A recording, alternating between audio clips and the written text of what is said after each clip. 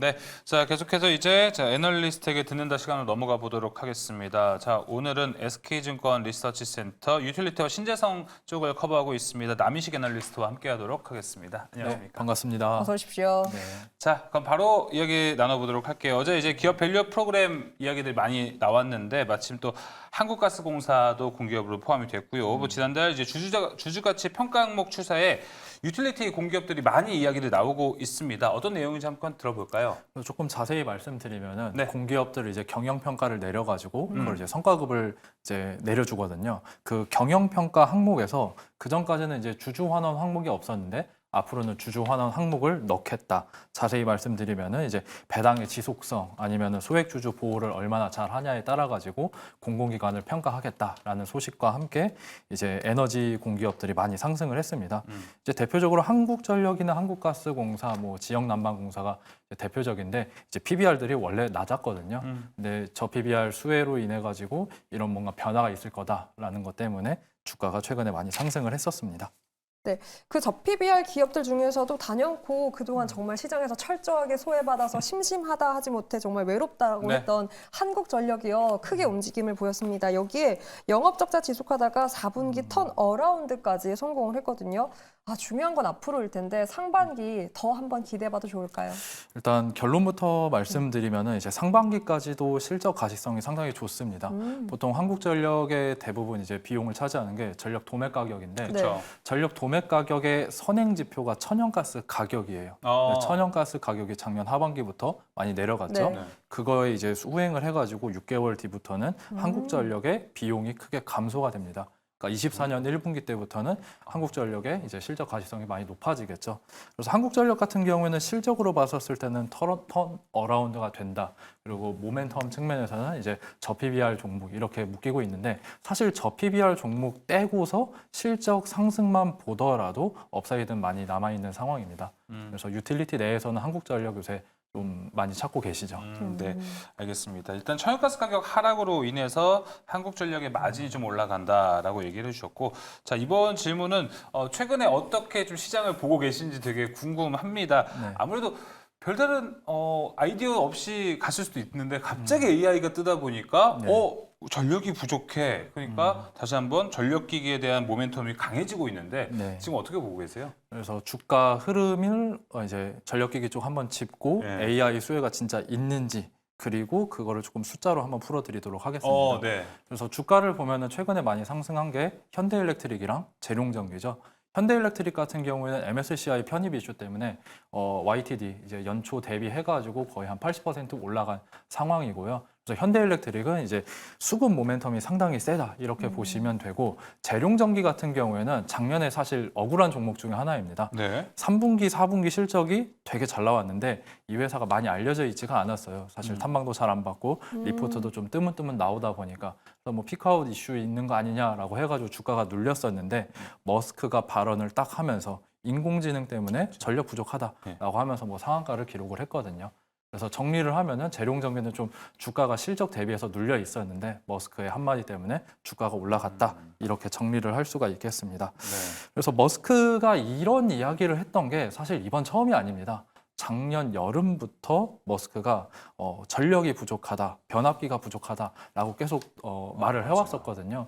그래서 지금도 기억하는 게 딱 23년 8월에 커피 마시고 있는데 머스크가 무슨 트위터를 했다고 월스트리트 저널에서 딱 뭔가 뉴스가 뜨더라고요. 네. 그래서 자기가 카산드라 그러니까 뭐 예언가처럼 유틸리티 회사들한테 너네들 정신 차려라. 네. 앞으로 인공지능 전기차 때문에 전기가 부족한데 너네들 왜 발전소 안 짓고 아무것도 안 하느냐라고 컨퍼런스에서 계속 이야기하고 그때는 이제 트위터였죠. 트위터에서 계속 올렸었거든요.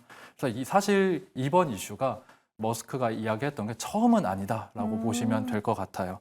마지막으로 이제 숫자를 조금 점검을 해야 되는데 그러면은 진짜로 AI 때문에 전력 소비량이 증가하냐라고 하면은 그렇습니다.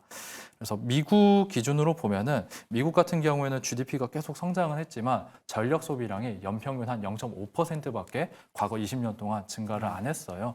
근데 작년 말부터 미국의 전력망 관리 기관들이 이 성장률 전망치를 계속 올리기 시작을 했습니다.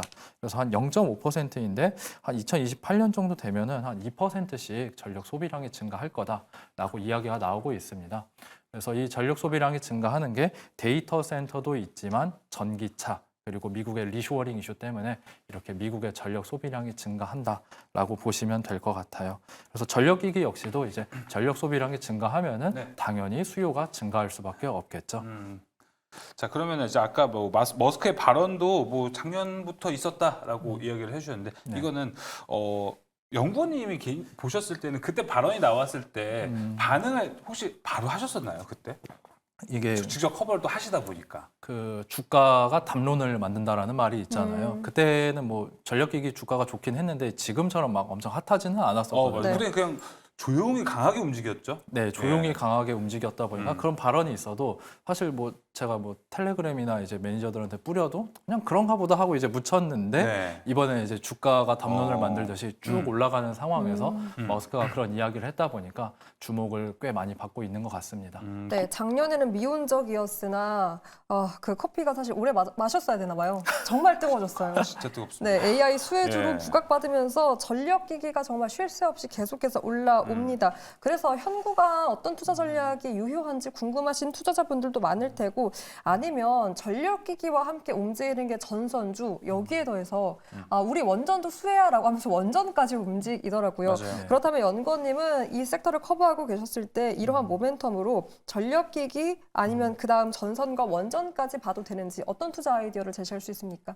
일단 전선 같은 경우에는 그 바늘 가는데 실 간다는 말처럼 사실 전력기기 들어가면은 전선도 연결을 해야 되잖아요. 네, 그렇죠. 그래서 당연히 전선 역시도 수요가 올라오고 있고 이제 한국의 전선 기업들도 뭐 매출액이나 수주들이 올라가고 있습니다.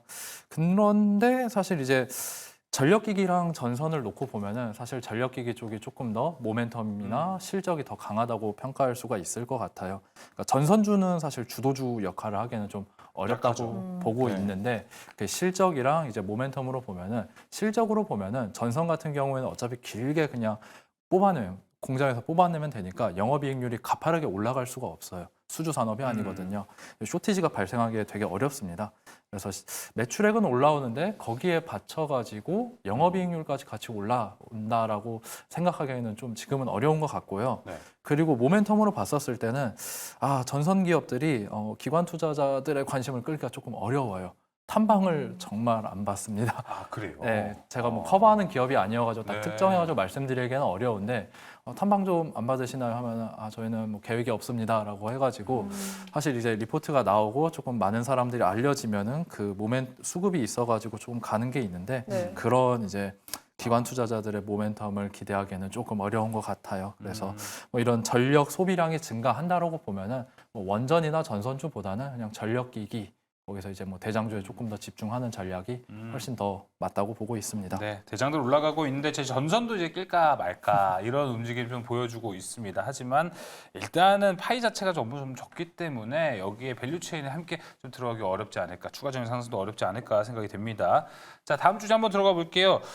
2024 우라늄 실크로드라는 리포트를 게재하셨습니다. 네. 우라늄을 올해는 좀 주목을 해봐야 되나요?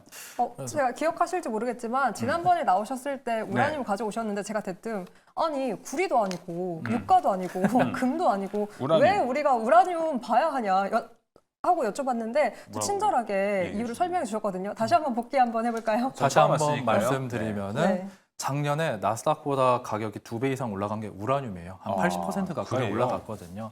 그러니까 가격이라는 게 굉장히 정직해가지고 이 시장에 모멘텀이 있다라고 네. 볼 수가 있어요. 그래서 그 모멘텀이 뭐냐면은 지금 우라늄이 공급이 부족합니다. 공급이 정체된 반면에 최근에 각국 정부들이 우라늄에 대해서 조금 더 우호적인 시선을 보내고 있어요. COP28만 하더라도 네. 원전을 조금 적극적으로 건설하겠다라고 이제 합의가 됐거든요. 그래서 공급은 정체된 반면에 수요가 성장하고 있다 보니까 가격이 올라갈 개연성이 높다라고 생각해가지고 이제 리포트를 작성을 했죠.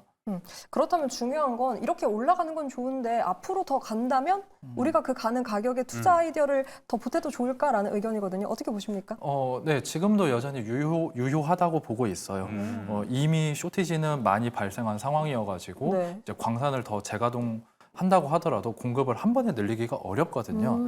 그리고 뭐 여러 가지 상승할 모멘텀이 있기는 한데 네. 다 말씀드리기엔 좀 시간 관계상 어렵고 조금만 가장 중요한 모멘텀 하나만 말씀해 주신다면 뭐가 하나만 있을까요? 말씀 네. 이제 말을 드리면은 이제 중국의 우라늄 사재기를 저는 기대하고 있습니다. 오. 지금 원전을 많이 건설하는 네. 국가가 네. 중국이에요. 전 세계적으로 지금 60기를 이제 건설하고 있는데 30기가 중국에서 건설이 되고 있습니다. 그럼 거기에 필요한 우라늄이 필요하겠죠. 그 우라늄을 저장하기 위한 창고를 네. 지금 건설을 하고 있어요. 총 3단계에 걸쳐서 건설할 예정이고 지금은 작년에 2단계까지 건설이 됐고 네. 3단계에는 2026년까지 완공될 예정입니다. 그럼 창고 건설하면은 그거 채워야겠네요. 채워야죠. 우라늄을 살려면은 빠르면 2024년 올해 아니면 늦어도 2025년에는 중국의 우라늄 사재기가 한번 나타날 거다. 이게 가격 모멘텀을 제공할 거다라고 보고 있습니다. 그렇다면 사실 이미 너무 많이 올라오지 않았습니까? 네. 올라온 폭이 너무 가팔라서요. 네. 올해도 올라온다라고 했는데 그 정도의 폭만큼 올라온다라고 기대해도 좋습니까? 아, 가격 예측하기 그러니까 기업 같은 경우에는 이제 캐시플로우를 좀 예측을 해가지고 이전으로 밴드를 그릴 수가 있는데 네. 원자재 같은 경우에는 그거를 예측하기가 굉장히 어려워요. 그래서 수요와 공급으로 놓고 보면은 사실 작년이나 올해나 여전히 쇼티지는 유지 중인 상황이다 보니까 네. 모멘텀은 여전히 있다라고 보고 있습니다. 네. 추가적으로 이제 뭐 원전을 많이 짓다 보면 우라늄도 많이 들어간다라고 얘기해 주셨는데 네. 트렌드로 좀 더 가보면 SMR로 넘어가야 되잖아요. 결국에는 SMR에도 우라늄은 사용이 많이 되나요? 대형 원전보다 SMR이 훨씬 더 자주 교체를 해줘야 돼요. 그래서 아, 우라늄을 예. 더 많이 사용을 해야 되는데 그럼 SMR에 투자해도 좋을까요? 최근에 뉴스케일 주가도 한 2배 이상 올라가서 네. 많이 여쭤보는데 저는 되게 안 좋게 보고 있어요. 왜요? 일단 제가 조금 성향 자체가 보수적이다 보니까 네. 매출액 영업이익이 찍혀야 되는데 아직은 너무 SMR은 미래 기술이에요. 아, 그리고 뉴스케일 파워가 제일 빠른 선도 기업 중에 하나인데 네. 그 기업도 사실 2029년에 실제로 제품을 생산을 해가지고 가동할 예정이다 보니까 아직은 먼 미래다라고 보고 네. 있습니다. 현재 조금 투자도 네. 그렇고 미래 네. 투자도 그렇고 우라늄은 일단은 좀 계속해서 가격이 올라갈 모멘텀은 좀 있을 것 같은데 네. 지금 막 그렇다고 SMR은 너무 먼 예, 미래다. 너무 먼 멀다. 미래다. 알겠습니다. 그렇다면 우리가 할 수 있는 투자는 어디에 있을까요? 우라늄 가격이 이렇게 오른다는데 사실 지난번에는 냉정하게 말해서 관련 기업 국내에서는 찾기 어렵다라고 해주셨거든요. 어떤 네. 투자 접근이 필요합니까? 그래서 한국 기업은 딱히 없고 캐나다에 이제 카메코를 가장 추천을 드리고 있습니다. 우라늄 광산 기업이고 글로벌 3위 업체이거든요. 그리고 미국 증권거래소에도 상장이 되어 있다 보니까 충분히 이제 접근성도 높아가지고 저는 우라늄 투자하고 싶은데요 물어보면은 카메코 투자하세요라고 이제 말씀드릴 수 있겠습니다. 네, 네. 알겠습니다. 카메코까지 함께 이야기를 들어봤고요. 오늘 전반적으로 뭐 다 이야기를 들어봤었는데 여기서 뭐 최선 호주 우리가 좀 관심을 가져봐도 되는 기업들이 있나요? 저는 이제 타픽 토탈 해가지고 네. 타픽은 현대일렉트릭 제시를 드리고 있습니다. 이제 대형 변압기를 제조하는 회사죠. 그래서 매출액의 100%가 전력기기 퓨어하다 보니까 이번 사이클에서 가장 과거에도 이제 실적 개선이 드라마틱하게 나왔고 앞으로도 그럴 것 같아요. 그래가지고 현대일렉트릭 타픽으로 제시를 드립니다. 네. 최선우주 그리고 HD 현대일렉트릭으로 체크해봤고요. 우라늄과 전력기기 이야기 풀어봤습니다. SK증권 남인식 연구원과 함께했어요. 연구원님 오늘도 감사합니다. 네, 감사합니다. 감사합니다.